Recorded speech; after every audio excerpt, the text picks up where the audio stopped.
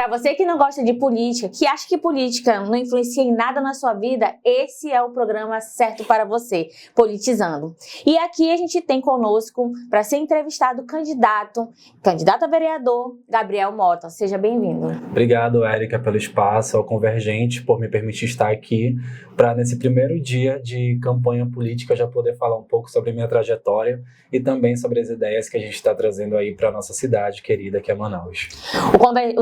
O Convergente, ele teve essa ideia de trazer esse novo programa, que é o Politizando, que é para a gente falar de política de uma maneira educativa, de uma maneira democrática, né? Buscando democratizar justamente esse espaço para as pessoas poderem saber escolher, saber opinar e saber realmente, de fato, quem são os candidatos. Seja bem-vindo e a gente já começa o quadro Sincerão. Vamos lá. Para Sincerão, eu quero saber realmente de verdade quem é Gabriel. Você que é morador, foi morador muito tempo da Aparecida, né? Isso. Mudou recentemente, mas assim, conta um pouco da sua trajetória pra gente de uma forma curta, mas objetiva. Então, Érica, eu sou o Gabriel, como você falou, meu nome é Gabriel Mota, eu tenho 31 anos, sou a cria da Aparecida, passei 31 anos da minha vida lá, ano passado mudei para o Parque 10 por questão da dinâmica de vida, a gente fica adulto e precisa sair da casa dos nossos pais, né? A Aparecida é o meu coração, né? A escola de samba Aparecida. A mais campeã do Carnaval de Manaus, então por aí tu já tira que eu nasci nesse berço da cultura aqui da cidade, sou formada em letras, língua inglesa pela UFAM. Nessa mesma universidade atualmente eu faço mestrado em letras, onde eu trabalho com análise do discurso e sou professor da SEDUC e da CEMED. E quando você fala em falar sobre política de maneira educativa, tem tudo a ver comigo porque a educação ela é política. As pessoas tentam afastar a educação da política, mas na verdade tudo que a gente faz, como a gente se movimenta, tudo que a gente fala tem política. Então, quando a gente, você falou que muita gente não gosta desse debate e tal, e é muito importante que o seu programa abra esse espaço para a gente falar de maneira tranquila, suave e sincera sobre esse tema tão importante, porque a política afeta a nossa vida de todas as formas. Por que você escolheu vir para a política? Uma vez que você, né, já está como pesquisador, né, se consolidou na sua área, você inclusive é professor tanto da CEMED quanto da SEDUC, que a gente vai falar sobre isso. E aí a pergunta, por que política? Olha, eu fui líder comunitário lá da Aparecida, né? E lá Qual tempo? De 2012 a 2015. Eu tinha 19 anos, a gente se elegeu com uma chapa de apenas jovens, na mesma faixa etária. Então lá eu aprendi muito a fazer ofício, a entender as necessidades do bairro, fazer evento cultural, unir a igreja lá, o Santuário de Aparecida, que é, né, o meu berço de criação religiosa, a escola de samba e essa associação com projetos sociais, mas eu também tive muita porta fechada. Logo em seguida, eu entrei no movimento social e fui um dos fundadores da Casa Amiga, que é um abrigo LGBT que tem aqui na cidade. E aí, quando eu chego na educação, eu me deparo com um movimento grevista que foi massacrado quando a gente estava buscando os nossos direitos de database, por exemplo. Então, essas coisas foram acumulando na minha vida e eu cheguei na política. Além de tudo isso, quando eu trago para o campo da saúde, Érica, eu tenho meu trabalho lá na Fundação de Medicina Tropical. Desde 2018, a gente tem trabalhado com a prevenção do HIV e das infecções sexualmente transmissíveis com jovens, principalmente na cidade de Manaus. E a gente já teve algumas iniciativas bem importantes lá, como, por exemplo, a implementação da PrEP, que é um comprimido que previne o HIV, como estudos com vacina, né, para prevenção do HIV também. A gente tem feito o acolhimento de pessoas que têm diagnóstico recente. Então, a pesquisa, antes de chegar na área da educação e das letras, ela já estava acontecendo no campo da saúde. E quando a gente caminha por esses espaços de movimento social, saúde, educação, a gente vê que falta conhecimento técnico para pensar política pública. E esse lance do pensar política pública é algo que eu trago do Renova Brasil. Eu fui da segunda turma do Renova Brasil aqui de Manaus. Então lá a gente aprendeu uma coisa que até hoje eu trago comigo. Fazer política pública baseada em evidência. E o que faz um vereador? O vereador ele tem que fazer 3 coisas: fiscalizar, representar e propor projetos de lei que vão ser benéficos para a população como um todo. E aí eu não estou falando só daquela população que votou em mim. Eu estou falando para aquela população geral de uma cidade, porque eu vou representar. Você já concorreu em outros momentos, né? Em outros cenários, sim, né? Sim. Conta aí para mim. A minha primeira vez foi em 2018, logo depois da fundação da Casa Amiga, que o movimento teve aquela emergência de ter uma representação. Lembra quantos votos você teve? 2.900 e alguns Muito votos. ano? E eu gastei muito pouco, foi uma campanha que eu não gastei R$2.000, entendeu? Para deputado estadual, isso é muito. Para quem conhece política sabe que tudo isso de voto, com quase nada, é muito voto. E foi na força da rede social. Você estava em qual partido naquela época? Na época eu estava no PSOL. E agora você está no partido? Na Rede. Tô na Rede e hoje esses dois partidos fazem parte de uma federação. Né? E estão apoiando Marcelo Ramos. A gente está apoiando a candidatura a prefeito do Marcelo Ramos. E aí eu vim para vereador. E olha só, Érica, na primeira vez que eu vim para vereador, em 2020, foi a eleição da pandemia. E eu fiquei como... Eu vi também nessa época. Foi. Quantos votos você conseguiu tirar? Foi 2.240. Tirou muito voto. Muito voto. E tiraram muito voto de mim também, porque eu tirei 475 votos. Tenho muito orgulho disso. Foi uma campanha difícil, né? E 400 e poucos votos para uma campanha como aquela é muito voto, né? É muito voto. E aí eu fiquei como primeiro suplente. Na época eu já estava em outro partido, que era o PCdoB. Então eu imaginava que nesse processo o partido faria uma articulação aí para eu assumir por um tempo e ganhar essa visibilidade, mas infelizmente acordos não foram cumpridos, né? E aí... Ficou magoado com isso? A gente fica decepcionado, porque a gente passa por tudo aquilo que as pessoas falam pra gente que vai acontecer quando a gente entra na política. Que a gente não pode ser bucha de canhão de ninguém, que os partidos usam a gente. Por isso que eu saí do PSOL? Não, na verdade do PCdoB. Naquela época eu saí mais por uma questão de conjuntura.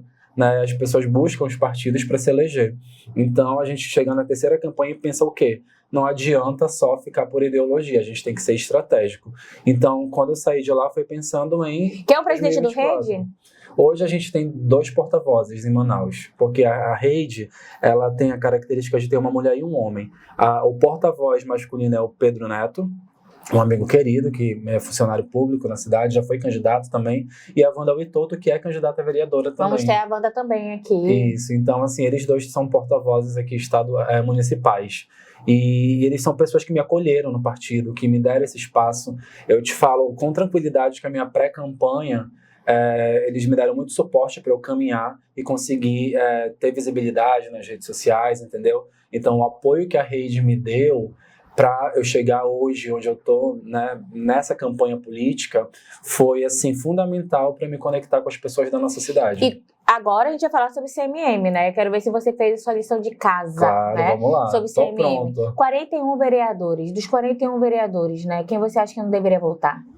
Tem que citar nomes? Não sei, é contigo. Eu acho que todos aqueles que fizeram projetos polêmicos e perseguiram direitos humanos não deveriam votar, principalmente aqueles que fazem mau uso da fé para atacar o direito das pessoas. E eu falo isso porque, como uma pessoa LGBT, como pesquisador, eu percebo que muitas pessoas chegam nesse espaço de poder e elas querem representar só seu grupo. E quando a gente é vereador, a gente não representa só nosso grupo, a gente representa toda uma cidade. Então, independente da minha religião, se eu sou cristão, se eu sou do candomblé, se eu sou judeu, eu tenho que entender que a política pública ali naquele espaço do povo tem que ser feita para o povo. Então, qualquer pessoa que passou esses 4 anos usando da religião para atacar os direitos das pessoas, eu acho que não deveria votar. A gente tem que deixar claro que esse é um espaço na nossa entrevista que a gente não vai atacar a imagem, né, pessoal das pessoas. A gente não vai aí desqualificar as pessoas, mas é preciso que você dê sua opinião, porque além de tudo você é cidadão e você está como candidato. Exato. Né? E a gente precisa fazer essa avaliação da CMM hoje, né? Quantos por cento você acha que a CMM ela vai conseguir renovar? Ela sempre está renovando dentro de 50%. Como é que você acha que vai ser esse ano? Veja só, quando a gente elegeu a Câmara atual, a gente não tinha oposição à prefeitura. E aí, no último ano para cá, devido a toda uma configuração que colocou pessoas como Roberto Cidade, do grupo do presidente da casa, contra o grupo do Davi Almeida, criou-se uma oposição. Isso ficou feio para a maioria dos vereadores que estavam ali todo o tempo do lado do prefeito e aí, do nada, criaram uma oposição em nome de um projeto político. Então, eu acredito que a gente deve manter esses 50% aí de renovação e as pessoas elas vão olhar justamente para esses quadros políticos que eles não foram fiéis ao que eles apontaram quando eles se elegeram. Dos 41, porque assim, por mais que você não tenha votado, mas são 41 vereadores que são nossos vereadores. Sim. Desses 41, quem não te representa? Raif Matos não me representa. Por quê? Porque o Raif Matos, ele não tem projetos agregadores para a educação, ele não consegue chegar nas pessoas, ele ataca, ele trabalha em cima de polêmica porque isso alimenta o eleitorado dele. Marcelo Alexandre também é uma pessoa que não me representa, é uma pessoa que tem muita experiência política, mas infelizmente usa essa influência para atingir minorias que não precisam mais de ataques, entendeu? Vejo ali também quadros até mais alinhados para o campo da esquerda, né? Que não me representam ali, como social da construção civil. A gente não consegue entender, né, qual é o perfil político dele, porque uma hora ele está no palanque, uma hora ele está em outro palanque. Então, tem uma boa... Assim, 80% daquela Câmara não me representa. Se você fosse eleito, o que você não faria de jeito nenhum? O que eu não faria de jeito nenhum, eu não faria conchavo para benefício próprio. Se tu for eleito e fizer conchavo, aí... E esse é meu compromisso, a gente vai botar entendeu? esse vídeo lá, né? Que é pra poder, né? Eu acho que isso é uma forma de me comprometer, Érica, que a gente precisa deixar bem claro.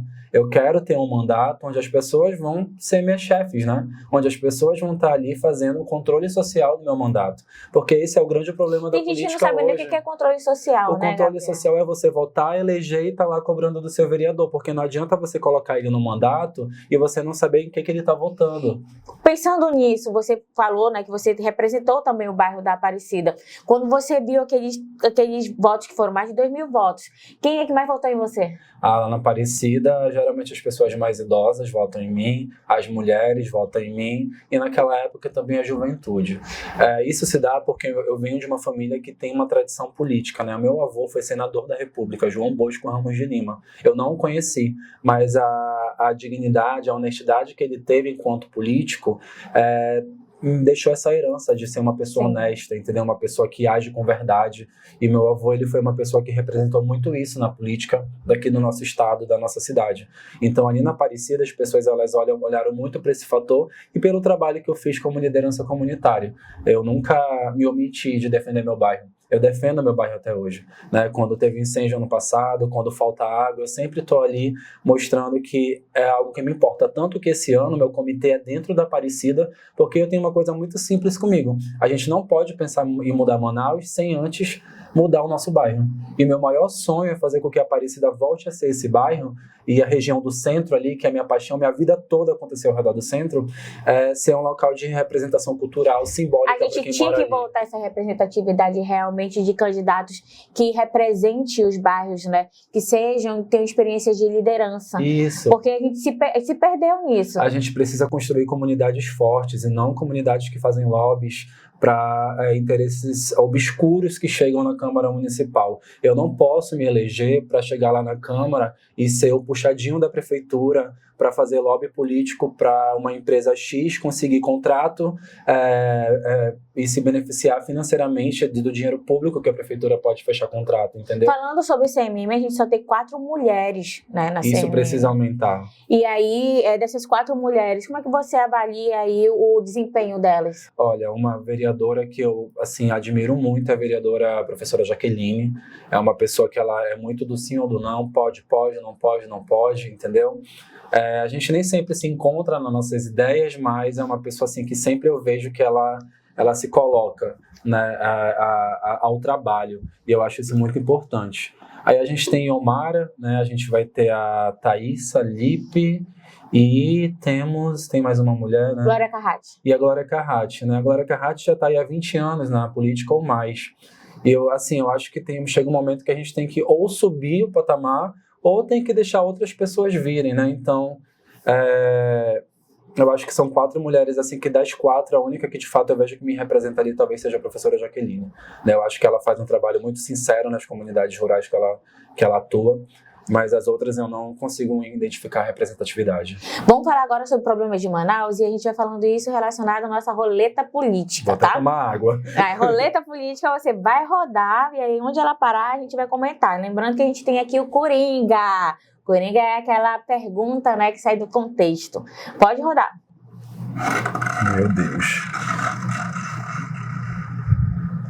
Davi Almeida, prefeito de Manaus, candidato à reeleição para a prefeitura. Davi, faltou o primeiro debate. O que você achou disso? Olha, achou que a estratégia é boa? Justifica a nota dele ou não? Olha, eu achei que, como cidadão, as pessoas esperam a presença do prefeito da cidade dentro de um debate. Só que o contexto, agora fazendo uma análise fria do contexto político, todo mundo tem o Davi como alvo. Então, assim, para ele, estrategicamente, talvez tenha sido bom porque ele não foi o alvo principal e, ao mesmo tempo, ele conseguiu colocar ali todos aqueles candidatos um contra o outro. Talvez, se o Davi estivesse ali naquele momento, isso foi até uma análise que alguns jornalistas fizeram, ele ia ser o alvo principal e aí ia dissecar a campanha dele. Eu participei de algumas entrevistas também, eu falei que dentro da análise de discurso, uma das palavras-chave dessa campanha é confiança. Sim. E aí, então, se um candidato diz que vai participar de algo, ele tem que participar de algo. E Davi, né, havia dito que ia participar do debate e não participou do debate. Uhum. Então, são estratégias que são colocadas realmente dentro de uma campanha, mas que o eleitorado, a população, a dinâmica da própria política, ela está mudando. Ela está mudando. Mas aí eu te coloco um contraponto em relação a isso. Aí eu tenho, assim, várias ressalvas sobre a prefeitura do Davi. Ataquei bastante, assim, dentro do que eu achava que deveria ter sido feito melhor, especial na educação. Né? Você é professor da rede municipal especial também. Na educação. Como é que está a educação na rede municipal? A educação não está uma grande mentira de dados. A gente tem vários vídeos institucionais, né, da própria CEMED, né, da Dulce, que é a irmã de Davi, né, colocando a questão, teve uma polêmica muito grande com a questão da merenda escolar e mostrou... Merenda, né, a história da merenda. Mas aí, eu quero saber a sua opinião. Então, a CEMED, como grande parte das redes municipais de ensino, ela manipula dados para receber recursos que vêm federais, né, para poder fazer a educação acontecer. Então, a gente que está na sala de aula vê uns projetos como Alfabetiza Mais, que era para ter um tempo a mais de aula, e eles não acontecem. Eles não têm uma efetividade nessa tal da alfabetização, tanto que ele foi interrompido. E é dinheiro gasto, né? Quando a gente pensa, por exemplo, em valorização do professor, o nosso salário ainda está muito aquém do que o Fundeb poderia estar dando ajuste ali, né, todo ano. Mas ainda assim, o Fundeb municipal, mesmo que não seja, ao meu ver, o que a gente espera, a prefeitura conseguiu dar uma resposta para a categoria, né? Diferente do governo do estado, que bagunçou com a nossa greve e deu o mínimo do mínimo e ainda enganou a categoria no ano passado. E a merenda escolar, ela não tem uma merenda in natura, então não tem um peixe ali, não tem um alimento fresco para ter uma nutrição para aquela criança que às vezes a única forma de ela se alimentar durante o dia é a refeição da escola, né? Então, a gente não pode simplesmente se colocar nesse espaço de vamos colocar suco ali e bolacha, porque isso vai alimentar as crianças, porque não é assim que funciona. As crianças precisam de alimento in natura, e isso não está chegando. As escolas são grandes galpões de calor. Nessa época agora, que além do calor tem a fumaça, são telhas de zinco que esquentam, ar-condicionado para de funcionar, o professor não consegue dar aula porque as crianças ficam agitadas, com salas de mais de 40 alunos, e nada funciona. Então, assim, dizem que uma pessoa sem alimentação, ela não consegue estudar. Imagina uma pessoa mal alimentada e com calor. Não tem condições, entendeu? Você já se deparou num cenário desse? Todos os dias, quando eu estou em sala de aula, eu me deparo. Eu trabalho com 6º ano, que é uma transição ali do Fundamental 1 para o Fundamental 2. E além de toda essa situação, a gente tem as crianças com deficiência. Eu estou falando principalmente das crianças com autismo. A CEMED... Qual é a zona da sua escola? Zona Norte. Trabalho lá no Terra Nova. As crianças que têm TEA, as famílias sofrem demais porque termina o ano e elas não têm apoio escolar. Tem famílias que passam o ano inteiro aguardando que a CEMED coloque um apoio escolar para essa criança ter uma educação de qualidade e não chega apoio escolar. Como professor, o que mais te angustia? Essas crianças com TEA não terem apoio escolar porque a gente não consegue dar conta. Essas crianças precisam de acompanhamento neuropsicopedagógico. Olha essa palavra, neuropsicopedagógico. E não tem profissional na rede para isso. Tem profissional na cidade para contratar, mas não tem profissional suficiente na rede para isso. Então, o que mais me angustia é ver que numa sala que tem 3 crianças com autismo... Quando a gente vê assim, neuropsicopedagógico, a gente está falando que tinha que ter pedagogo, psicólogos com especialidades, né, nessa conjectura, tinha que ter assistentes sociais também. Sim, né? E não tem suficiente na rede. E assim, a gente está falando de profissões, né, psicólogos e assistentes sociais principalmente, que são fundamentais nesse amparo multidisciplinar que essas crianças precisam ter, e não tem. Então isso é uma coisa que me angustia, porque a gente sabe que tem profissional, a gente sabe que tem recurso, mas não tem um executivo dando conta de dar vazão a isso, entendeu? Vamos, mais um da roleta. Vamos lá. Taranana. Wilker Barreto, candidato também à prefeitura, né? Bom, o Wilker Barreto, eu tenho um certo respeito por ele, porque na greve ele foi o único candidato que recebeu, o único parlamentar lá na Assembleia, junto com a Mayra Dias, que receberam nossa categoria e tiveram interesse real, talvez por serem oposição ao governo, de absorver nossas demandas. E é um cara que ele trabalha muito na linha aí da fiscalização mesmo. Ele é um exemplo de deputado que fiscaliza o seu mandatário, né? O seu Bora mais um aqui, pra gente ir finalizando. Será que vai sair quem deveria sair? Cadê meu candidato?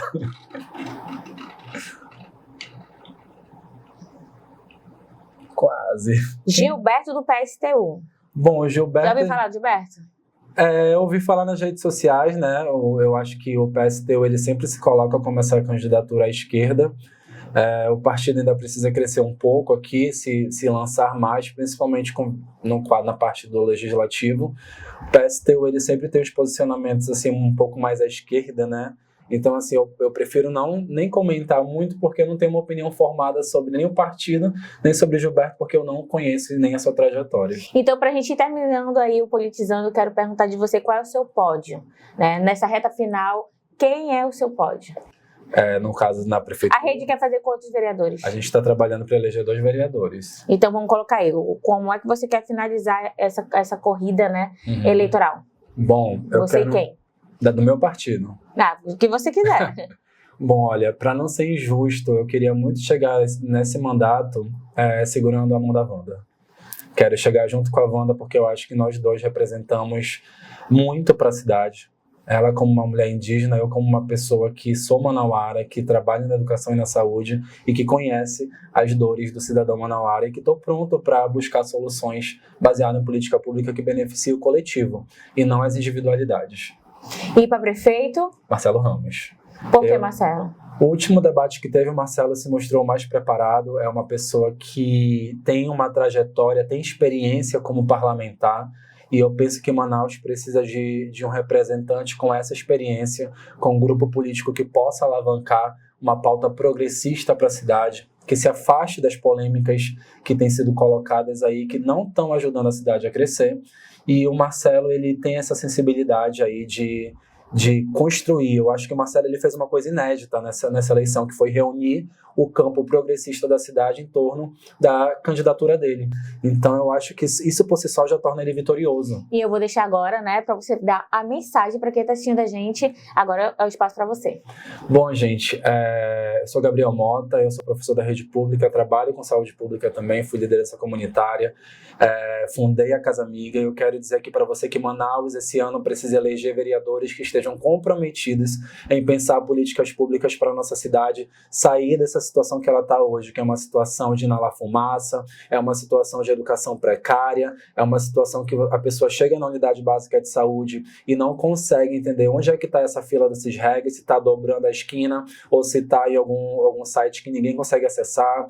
E eu estou pronto para isso, eu estudei para isso, eu me formei para isso, eu já estou há 8 anos engajado com a política, tenho muitos gestos concretos e não é só falácia, não é só falação. Então, se vocês puderem dar essa oportunidade de me eleger vereador de Manaus, meu nome é Gabriel Mota, eu sou do partido Rede Sustentabilidade.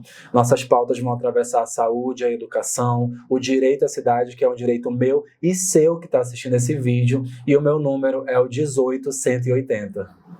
E assim a gente finaliza mais um Politizando para você.